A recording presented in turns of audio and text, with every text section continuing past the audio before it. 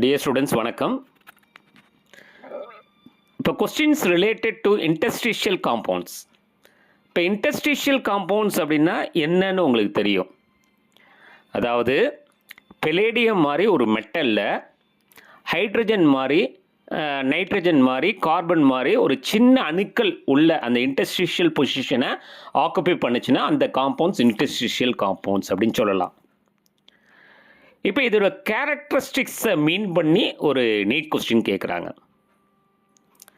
அதாவது high hardness அதிகமாக இருக்கும், ஹை மெல்டிங் பாயிண்ட்டு பேரண்ட் மெட்டலோட அதிகமாக இருக்கும், ஹார்ட்னஸ் பேரண்ட் மெட்டலோட அதிகமாக இருக்கும்.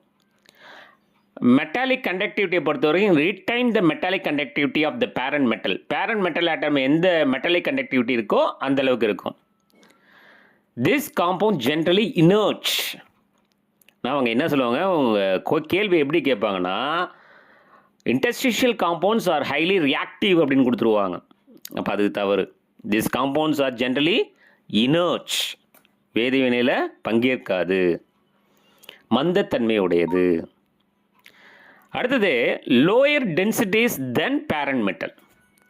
இது பாயிண்ட்ஸில் நீங்கள் தெரிஞ்சு வச்சுக்கணும், முக்கியமானது. ஒரு தடவை நீட்டில் என்ன கேட்டிருக்காங்க அப்படின்னு சொன்னால், ஒரு ஆப்ஷன் வந்து interstitial compounds high hardness correct, high melting point correct, retain the metallic conductivity of the parent metal correct, this compounds are highly ரியாக்டிவ்னு கொடுத்துட்டாங்க. அப்போ அதுதான் தப்பு.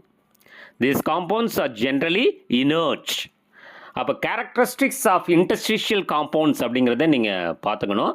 இன்டர்ஸ்டிஷியல் காம்பவுண்ட்ஸ்னால் என்ன அப்படிங்கிறத நம்ம தெரிஞ்சுக்கணும். சரிங்களா? ஒரு தடவை நீட் கொஸ்டின் இன்டர்ஸ்டிஷியல் காம்பவுண்ட்ஸோட கேரக்டரிஸ்டிக்ஸ் வச்சு வந்திருக்கு இது டிரான்சிஷன் எலிமெண்ட்ஸில். ஓகேங்களா?